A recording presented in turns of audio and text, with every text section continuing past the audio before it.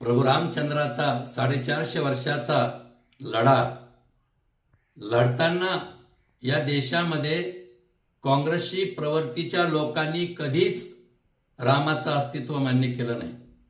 मणिशंकर आयर असेल, दिग्विजय सिंग असतील, या लोकांनी तर राम जन्मालाच आला नव्हता अशा प्रकारचा टाहो, कारण त्यांच्यातली ती रावण प्रवृत्ती होती.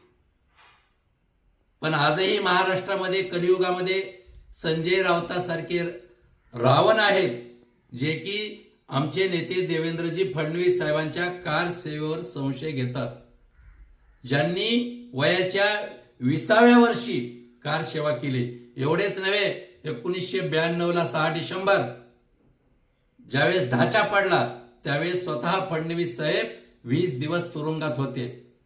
आणि म्हणून संजय राऊत, तुम्ही ज्या प्रकारची गोधडी पांघरलेली आहे धर्मनिरपेक्ष पुरोगाम्याची, ही जरा बाजूला काढा. तुम्ही जा उत्तर प्रदेशला, त्या ठाण्यामध्ये चौकशी करा. कारण तुम्हाला केवळ राजकारणातला विरोध म्हणून राजकारण करायचंय, असत्य बोलायचंय, लोकांची दिशाभूल करायची. हे फडणवीस साहेब कधीच करत नाहीत.